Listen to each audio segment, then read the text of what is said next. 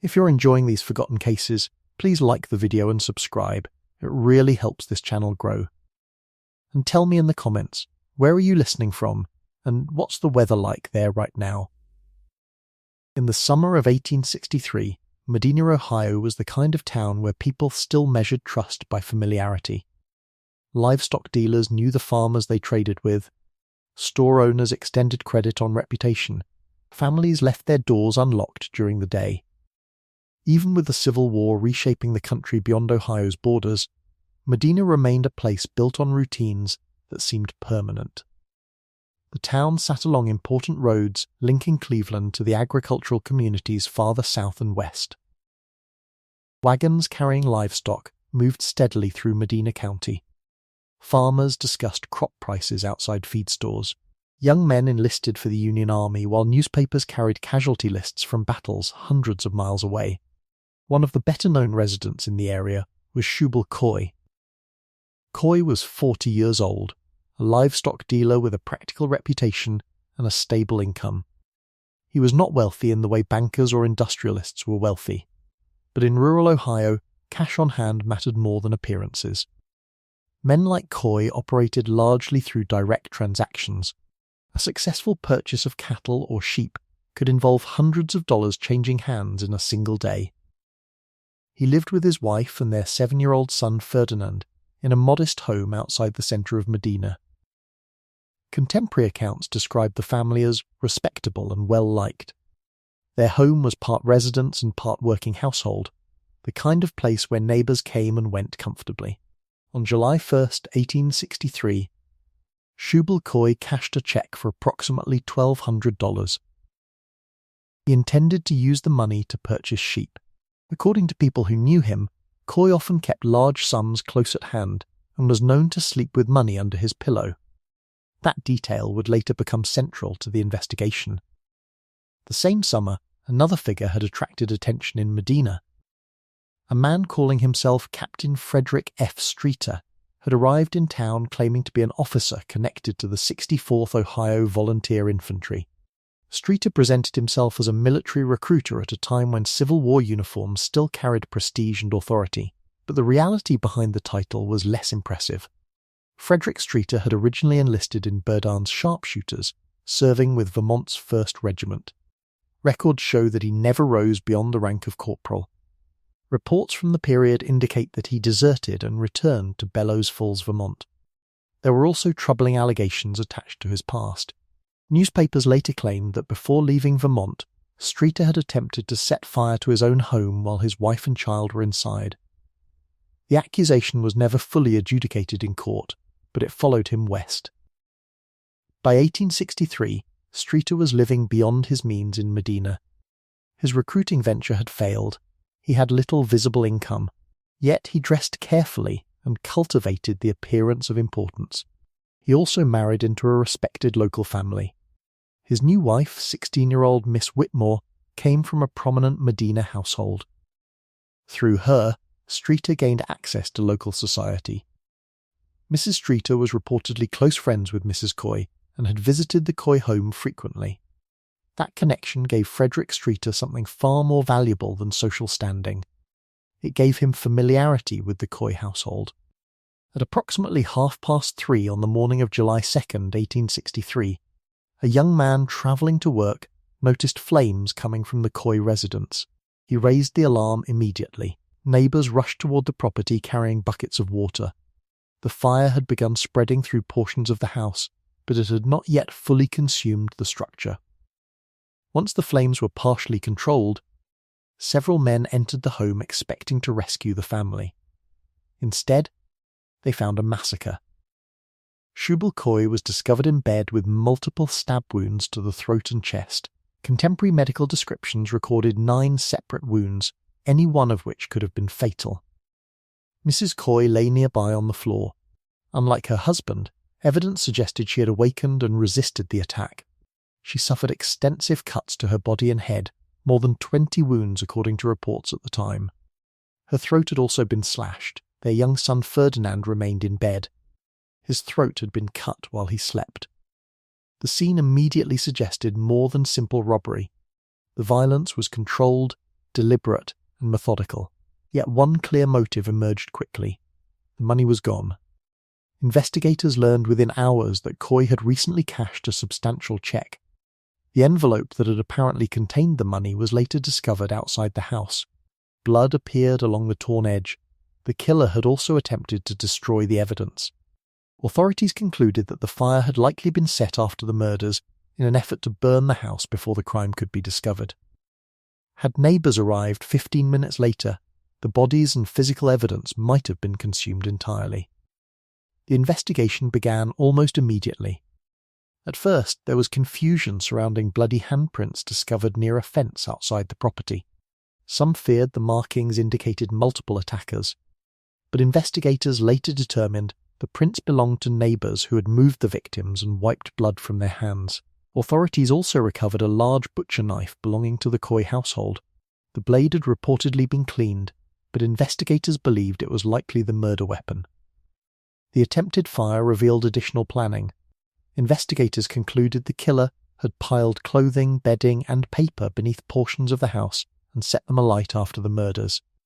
But because the home had been tightly shut during the night, the flames lacked sufficient oxygen and smouldered slowly instead of spreading rapidly. That failure preserved the crime scene. Had the fire drawn more air through open windows or doors, the structure may have burned completely before neighbours arrived. Inside the house, little additional physical evidence remained. The killer appeared to have entered while the family was away visiting friends earlier that evening. Neighbours believed the attacker concealed himself inside the house, waited until the family slept, then carried out the murders during the early morning hours. The brutality of the crime stunned Medina. This was not an anonymous killing in a distant city. Entire families knew the victims personally. Ferdinand Coy's death especially intensified public anger. Within days, county commissioners announced a reward for information leading to an arrest. Eventually, the reward climbed to $4,000, an extraordinary amount for the time. Attention soon turned toward Frederick F. Streeter. The suspicions surrounding Streeter were built less on a single dramatic revelation and more on a series of practical observations. Before the murders, he had been in debt. After the murders, he suddenly had money. Witnesses reported that Streeter began paying off obligations almost immediately. He purchased new clothing. He spent freely around Medina. He also claimed to have won a large amount gambling in Cleveland during the same period as the murders. The explanation raised doubts. His timeline was inconsistent. Accounts of when he travelled and how much money he carried shifted during questioning. Meanwhile, investigators examined his connection to the Coy family. Because his wife frequently visited Mrs. Coy, Streeter had likely learned details about the household, including the fact that Shubal Coy kept cash in the home. As suspicion intensified, Streeter and his wife abruptly left Medina and travelled west. That departure transformed concern into pursuit. Medina prosecutor S.B. Woodward joined Detective Burleson of Akron in tracking the couple across several states. Their movements created a paper trail through hotels and rail lines. The Streeters stayed in Woodstock, Illinois with relatives. They travelled through Milwaukee, Chicago, and Springfield, reportedly lodging at expensive hotels despite Streeter's earlier financial troubles. Eventually they reached Kenosha, Wisconsin. There, authorities learned the couple had purchased tickets to Boston. Woodward and Burleson intercepted them before departure. Accounts from the arrest described Streeter as calm. He denied involvement in the murders, but reportedly offered little resistance when taken back to Medina. The most damaging evidence emerged after the arrest. Authorities found $64 in greenbacks in Streeter's possession, including two $20 bills with blood visible along their edges. Investigators compared the stains to the bloody marks left on the torn envelope discovered outside the Coy home. According to prosecutors, the blood patterns matched precisely. Combined with Streeter's inconsistent explanations and his sudden access to money, the bills became the centerpiece of the state's case. Newspapers seized on the story. Descriptions of Streeter in the press were harsh and highly personal. One publication portrayed him as vain, theatrical, and unaccustomed to honest labour. Such descriptions reflected not only suspicion about the murders, but broader anxieties surrounding transient men during the Civil War era. particularly individuals who adopted military titles without distinction. One claim also began circulating quietly around Medina. According to later local histories, a jail guard allegedly heard Streeter whisper the words, "I did it," but they can't prove it. The statement never appeared as formal testimony during trial proceedings, and no signed confession was ever produced. Historians have continued to treat the account cautiously because it survives largely through later retellings rather than official court documentation. Still, the alleged remark became part of the case's enduring folklore. By late 1863, Frederick F. Streeter stood formally charged with first-degree murder. The trial began in Medina during December 1863. Public interest was overwhelming. Courtrooms in 19th century America often functioned as both legal proceedings and public spectacles, and the Streeter trial became exactly that. Reports described the room packed beyond capacity. At one point, the floor partially gave way beneath the crowd gathered to witness testimony. The prosecution built its case around circumstantial evidence. No eyewitness placed Streeter inside the Coy house during the murders. No murder weapon definitively tied him to the killings. Instead, prosecutors argued that the sequence of facts formed a coherent chain. Streeter knew the family. He knew about the money. He had debts before the murders and unexplained funds afterward. He fled town. And most importantly, he possessed bills allegedly stained with blood corresponding to the envelope recovered outside the scene. The defense challenged these conclusions. Streeter continued insisting he had obtained the money through gambling while in Cleveland. Defense counsel also questioned whether the blood evidence conclusively proved anything beyond coincidence. But the prosecution's narrative aligned closely with public opinion. The murders had been especially horrifying because they appeared motivated by ordinary greed. There was no political motive, no drunken altercation, no sudden quarrel. Prosecutors described the killings as calculated and opportunistic. Throughout the proceedings, observers repeatedly commented on Streeter's composure. Reports stated he sat through testimony with unusual calmness, showing little visible emotion. After deliberating for approximately 10 hours, the jury returned a verdict of guilty of murder in the first degree. Judge Burke then formally addressed the prisoner. When asked whether he had anything to say before sentencing, Streeter answered, "My counsel have done all for me that could be done, yet I protest I am an innocent man and time, I think, will develop it." The judge reviewed the severity of the crime before imposing sentence. While discussing the murder of young Ferdinand Coy, witnesses reported that Streeter visibly weakened, trembling and sinking into his chair. Judge Burke sentenced him to death by hanging. The execution was scheduled for February 26, 1864. But the case was not yet finished. While confined in the Medina County Jail, Streeter attempted escape repeatedly. At some point, tools were reportedly passed through his cell window. He began digging through portions of the jail structure, eventually creating an opening into an adjoining vacant cell. On Christmas Eve, 1863, he escaped. According to reports, Streeter waited for an opportunity while the jailer's son entered the hall to tend a stove fire. When the boy inadvertently left a door unsecured, Streeter slipped away unnoticed. He hid inside the building until darkness, then jumped from an upper-story window. Before leaving Medina, he reportedly stopped at his father-in-law's home and slipped a note beneath the door addressed to his wife. The escape triggered outrage across Ohio. Newspapers referred to him as a demon in human shape. Rewards increased. A statewide search began immediately. The manhunt lasted only days.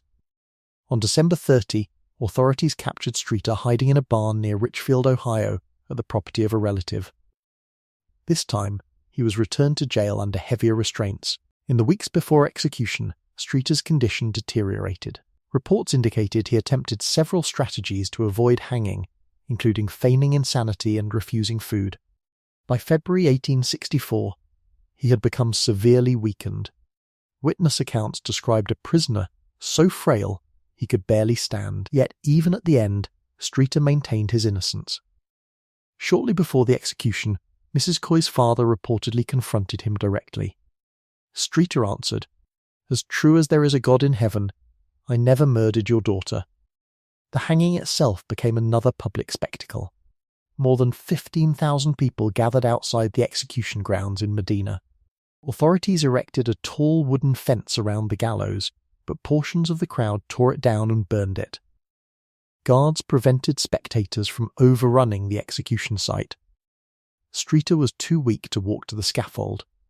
Officers carried him to the gallows and seated him in a chair positioned above the trap. His final recorded words were, "The crime for which I am about to die, I am entirely innocent of. May God forgive those who have wronged me." Moments later, the trap opened.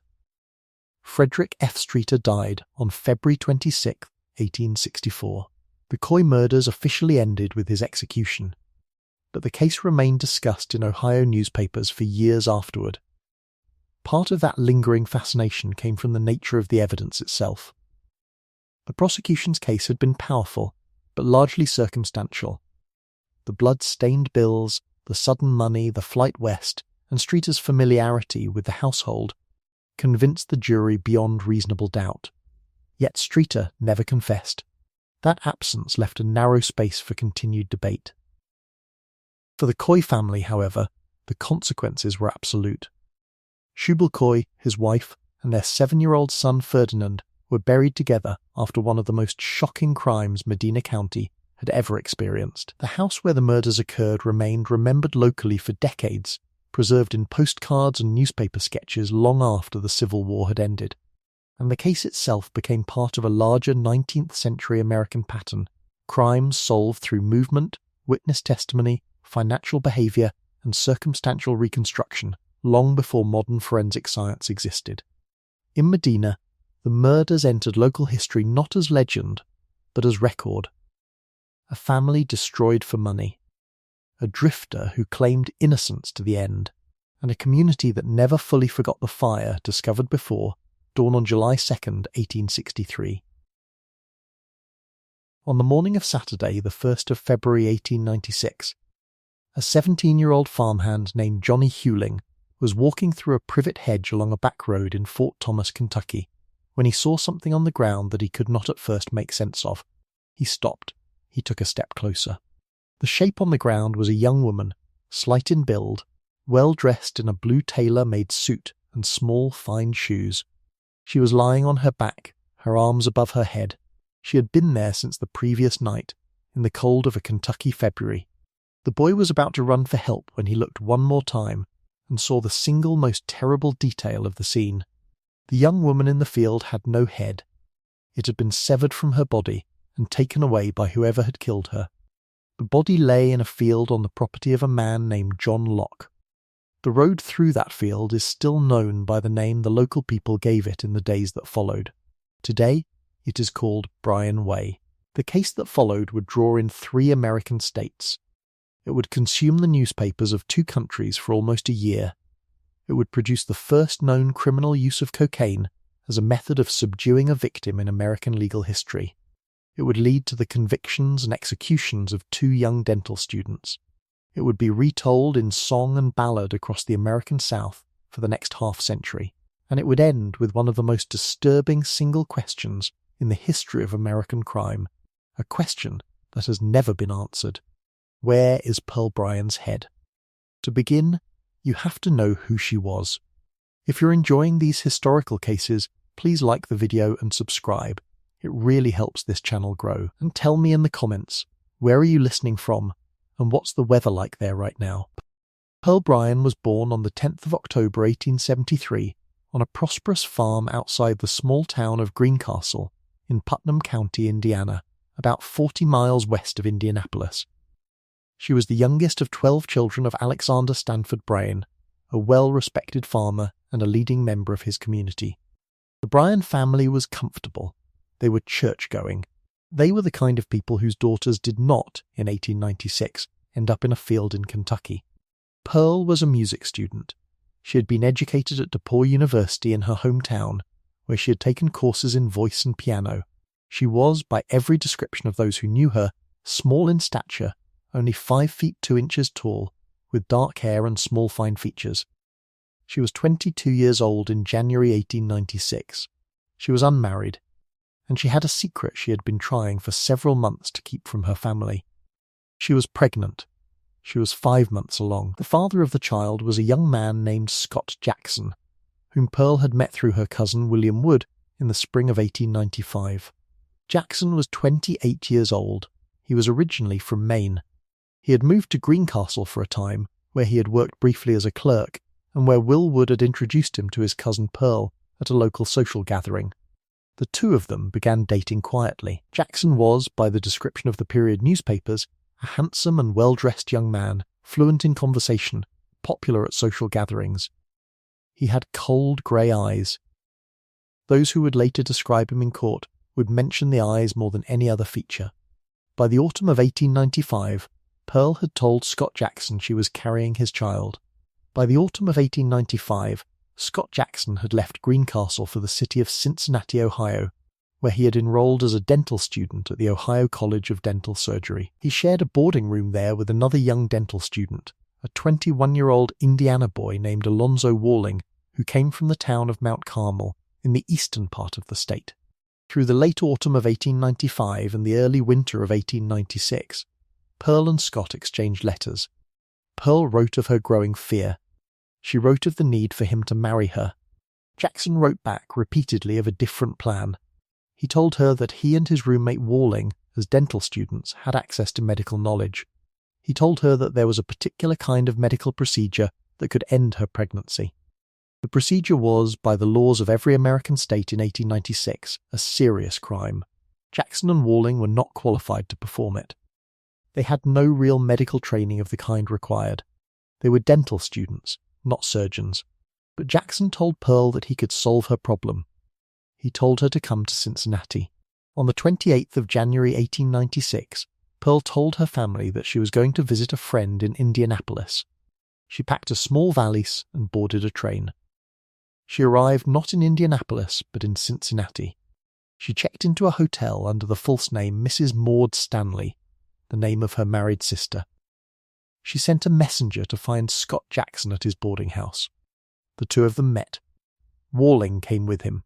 For the next 3 days, the three young people were seen together in various places around the city. They were seen at a saloon, they were seen at a restaurant, they were seen in conversation on the street. The witnesses, who would later be called to the stand at the trials, described a young woman who had grown increasingly frightened as the days went on, and two young men who had grown increasingly impatient. What is known, from the testimony given afterwards by witnesses across 2 states, is what happened on the evening of Friday the 31st of January. Sometime in the early evening, Pearl, Scott and Alonzo had drinks at a saloon called the Wallingford. The bartender, a man named Alan Johnson, would later testify that he had seen Scott Jackson slip a powdered substance into Pearl's drink. The substance was cocaine, which in the 1890s was legally available in pharmacies across the United States as a medical preparation. Pearl drank it. Within a short time, she was visibly unwell. She could no longer speak clearly. She could no longer stand on her own. The two young men had planned this part carefully.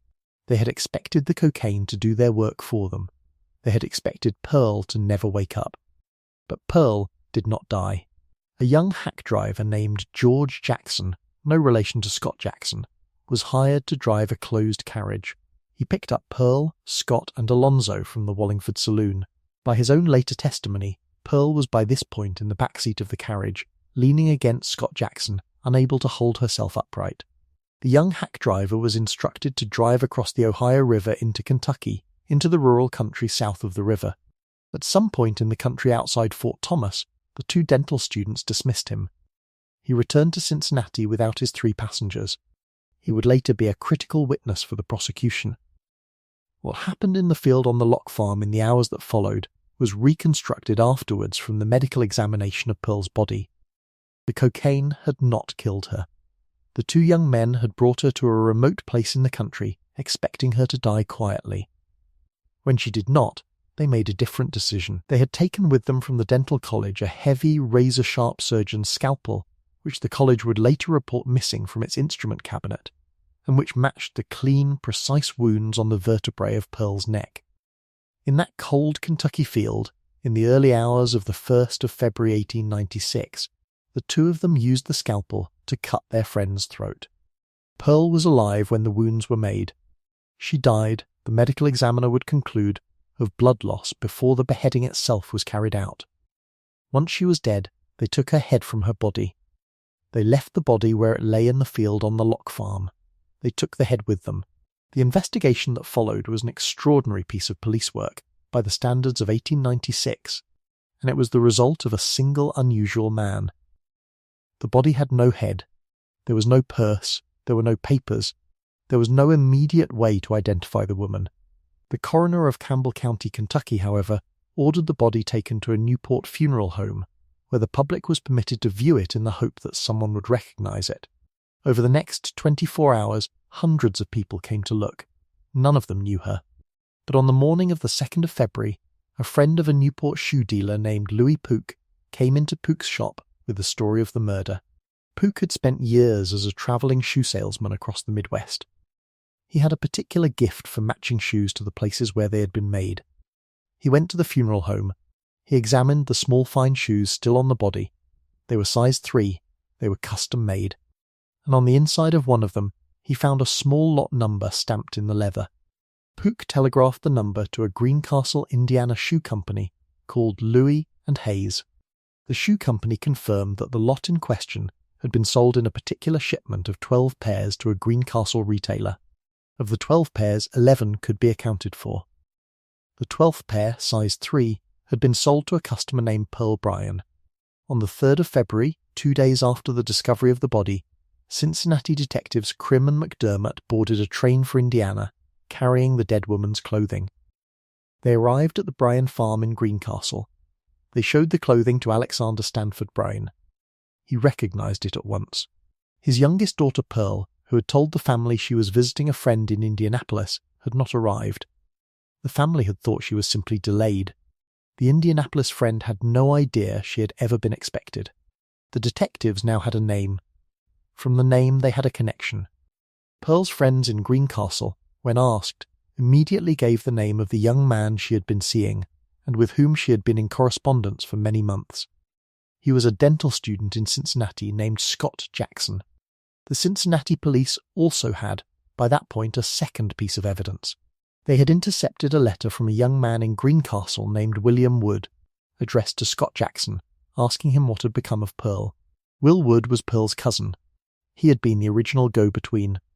The letter, by its existence, established that Wood had known what Pearl was coming to Cincinnati to do.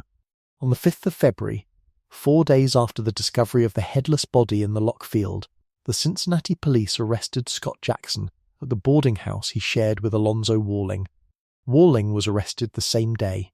In the hours of questioning that followed, Scott Jackson, an intelligent man, did precisely the worst possible thing a suspect could do. He talked. First, he claimed he had not seen Pearl in a month. Then, under pressure, his story cracked. He admitted he had seen her in Cincinnati between the 29th and the 31st of January.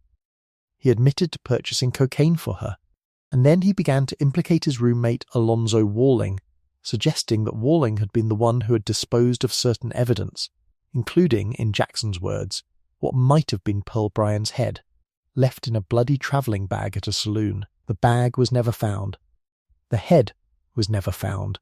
On Saturday the 8th of February, the Cincinnati police brought Scott Jackson and Alonzo Walling to the funeral home in Newport, where Pearl's body had by then been dressed in her high school graduation dress for burial. Pearl's older sister had travelled from Greencastle for the identification. She stood with the two young men. She begged them in front of the police to tell her where her sister's head was so that the family could bury her daughter complete. Both men stood in silence. Neither showed any emotion. Neither answered the question. The display of indifference was one they would maintain for the rest of their lives. Pearl Bryan's headless body was returned to Indiana on the train. She was buried at Forest Hill Cemetery in Greencastle, in the family plot. The grave was marked with a stone bearing only her name and her dates. A custom would eventually develop of leaving a Lincoln head penny on the stone in the belief that the penny would, in some small symbolic way, restore what had been taken from her, so that on the day of resurrection she would not be without a head. The pennies are still left there today. The trial of Scott Jackson was held in Newport, Kentucky, from the 21st of April to the 14th of May 1896. The trial of Alonzo Walling followed it. Both were prosecuted by the state of Kentucky on the grounds that the killing had taken place on Kentucky soil. A Kentucky sheriff named Plummer, who had been one of the original investigators of the case, was determined that the prosecution should be held in his state rather than in Ohio, in part because Kentucky still permitted capital punishment for the crime. He swore publicly that he would see both young men hanged. The trials gave him his wish. The evidence at both trials was overwhelmingly circumstantial. There was no eyewitness who had seen the killing itself. The hack driver George Jackson had only carried the three of them to a place near where the body was later found and had then returned to Cincinnati. There was no confession from either defendant. The case was built piece by piece from the testimony of bartenders, saloon keepers, shopkeepers, hack drivers, and the small but devastating physical evidence of the shoes, the intercepted letter, and the missing scalpel from the dental college. The defense challenged everything. The juries in both trials were unmoved. Scott Jackson was convicted of murder in the first degree. Alonzo Walling was convicted of murder in the first degree. Both were sentenced to hang. The appeals, the petitions, and the diplomatic exchanges that followed lasted almost a year.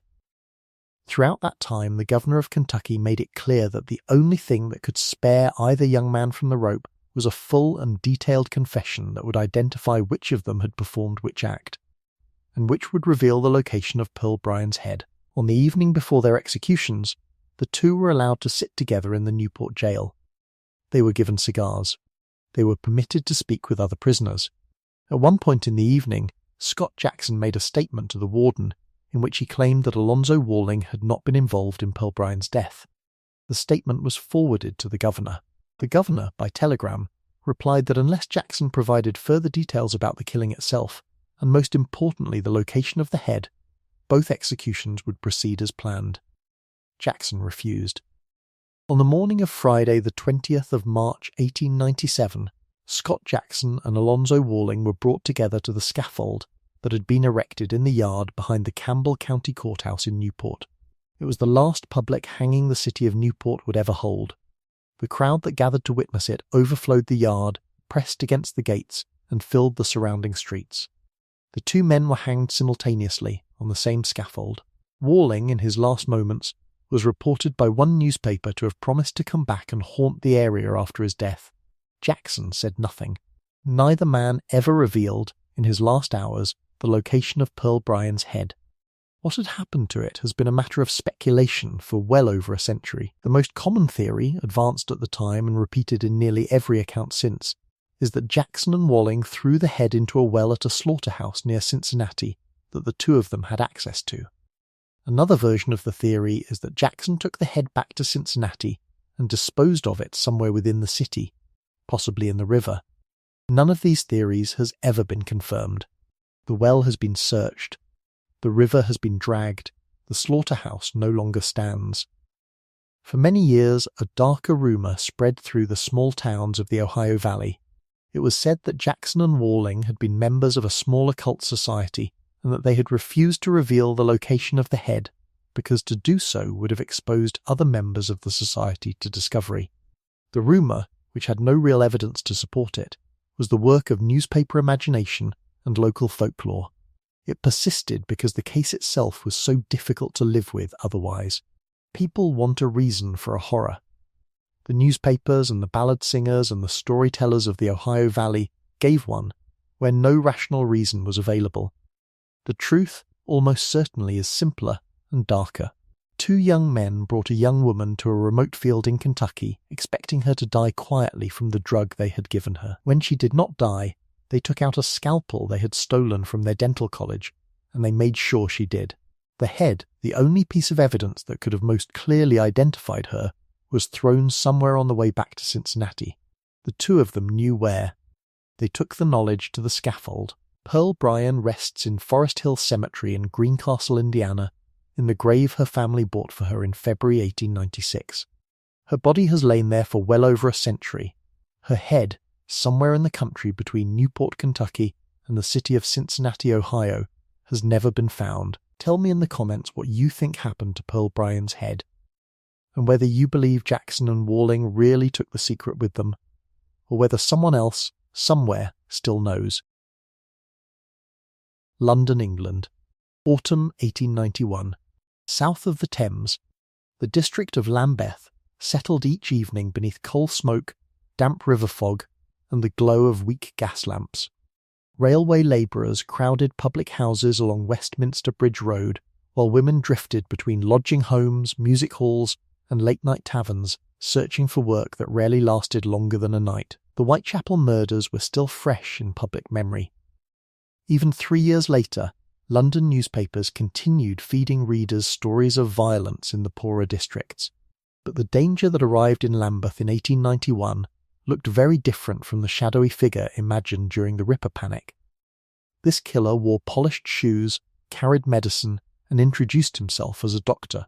His name was Thomas Neill Cream, the man newspapers would eventually call the Lambeth Poisoner. Tonight, we examine the documented history behind one of Victorian England's most disturbing poison investigations. A case involving forged letters, extortion schemes, international police records, and a physician whose own arrogance ultimately exposed him. Thomas Neill Cream was born in Glasgow, Scotland, in 1850 before his family emigrated to Quebec during his childhood. His father entered the shipping trade, and the family's financial stability allowed Cream to receive a formal education uncommon for many working-class families of the period. He later studied medicine at McGill University in Montreal, earning his medical degree in 1876. Witnesses throughout his life consistently described him as memorable in appearance. Cream was bald, heavily mustached, and severely cross-eyed, often wearing sharp gold-rimmed spectacles that gave him an unsettling, almost theatrical look. Years later, surviving witnesses in London remembered his face immediately. After medical school, Cream practiced in Canada and later in the United States. Much of his work involved women seeking discreet medical treatment at a time when abortion services existed almost entirely underground and often under dangerous conditions. One of the earliest suspicious deaths tied to Cream involved a young woman named Kate Gardner in London, Ontario in 1879. Gardner had reportedly visited his office while pregnant. She later died behind the building under circumstances authorities considered deeply suspicious. Investigators examined evidence of chloroform poisoning, though no conviction followed. Even at that early stage, a pattern began emerging around Cream's name: disputed letters, shifting stories, and attempts to redirect blame toward others. By the early 1880s, Cream had relocated to Chicago. There he became involved with an elderly man named Daniel Stott, and Stott's much younger wife, Julia. Contemporary reports later suggested that Cream and Julia were engaged in an affair. In June of 1881, Daniel Stott died after taking medication linked to Cream. Authorities ordered the body exhumed, and chemical examination revealed strychnine poisoning. Investigators soon uncovered allegations that Cream and Julia hoped to collect on Stott's life insurance policy after his death. The case grew even stronger after anonymous letters attempted to shift blame toward other individuals connected to the medicine. Police eventually traced those efforts back toward Cream himself. He was convicted of murder and sentenced to life imprisonment at Joliet Prison in Illinois. For most observers, the story appeared over. Instead, it was only beginning. After serving roughly 10 years, Cream secured release in 1891 under circumstances that remain controversial. Some reports suggested political influence and family pressure helped shorten his sentence. Within months he arrived in London, and by then something else had changed. Cream had become heavily addicted to cocaine and opium. Contemporary accounts described him constantly chewing raw cocaine flakes. Victorian alienists, early psychologists, and psychiatric physicians later believed the addiction intensified his paranoia, grandiosity, and compulsive need to involve himself in criminal investigations. That instability would soon become deadly. Cream rented rooms at 103 Lambeth Palace Road, placing him close to some of London's poorest districts. Unlike sensational depictions later printed in newspapers, the poisonings themselves were usually simple encounters carried out in public. Cream approached women calmly. He dressed like a respectable physician, spoke politely, and offered capsules or medicine that appeared harmless. One of the earliest confirmed victims was Ellen Nellie Donworth, a 19-year-old woman who became violently ill in October 1891 after meeting Cream. Witnesses later described severe convulsions and muscular spasms consistent with strychnine poisoning. Yet at the time, investigators struggled to establish foul play with certainty. Soon afterward came the death of Matilda Clover. Clover was a prostitute living in poor health, and when she died, authorities initially listed the cause as delirium tremens associated with alcoholism. Her death might have disappeared quietly into the records of Lambeth had Cream not made a catastrophic mistake. Obsessed with inserting himself into investigations, Cream wrote an anonymous extortion letter under a false name to the prominent physician Sir William Broadbent. In the letter, he accused Broadbent of poisoning Matilda Clover and implied that payment could prevent public scandal. The problem was immediate. At that point, Scotland Yard had not publicly classified Clover's death as murder. The anonymous writer somehow knew poison had been involved before investigators themselves reached that conclusion. The letter forced authorities to reopen the case and exhume Clover's body. It became one of the most extraordinary acts of self-sabotage in Victorian criminal history. As police quietly examined earlier deaths, Cream continued operating in Lambeth. In April 1892, two more women, Alice Marsh and Emma Shrivell, encountered him separately on the same evening. Both later died after taking pills connected to him. The proximity of the deaths triggered panic across London newspapers. Reports described women collapsing in lodging houses after sudden convulsions, while police warned of a poison killer moving openly through the city. By then, journalists had given him a name: the Lambeth Poisoner. As Scotland Yard attempted to connect the poisonings, investigators noticed an unusual detail repeated throughout the case. The killer kept contacting people connected to the investigation. Anonymous letters accused doctors, threatened scandal, demanded money, and claimed insider knowledge regarding the deaths. Instead of distancing himself from the crimes, Cream appeared unable to stop inserting himself into the narrative. Police gradually assembled a timeline connecting him to multiple victims shortly before their deaths. Then came a major break in the case. A woman named Louisa Harvey later reported that Cream had offered her capsules during an encounter months earlier. Suspicious of him, she secretly discarded the pills instead of swallowing them. The capsules later became evidence. But the strangest part came afterward.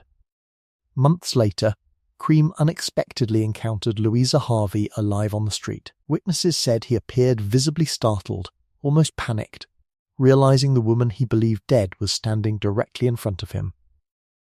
Harvey later identified him to a detective already trailing Cream during surveillance operations. At the same time, Scotland Yard received information from American authorities confirming that Thomas Neill Cream had previously served prison time in Illinois for poisoning. The international connection transformed the investigation immediately. Police now saw not a local suspect, but a physician with a documented history of poison murders stretching across 2 continents. Witnesses from taverns, lodging houses and streets around Lambeth Palace Road began describing the same distinctive figure, a bald man with a dark moustache, gold spectacles and crossed eyes. His appearance, once useful in presenting himself as an eccentric professional, now made him easier to track. On June 3, 1892, police arrested Thomas Neill Cream. Searches connected to the arrest reportedly uncovered pills, medical instruments, correspondence, and materials associated with poison preparation. By then, London newspapers were following the case daily. The public fascination centred not only on the murders themselves, but on Cream's appearance and behaviour. He looked educated. He spoke like a gentleman. He carried himself like a successful physician.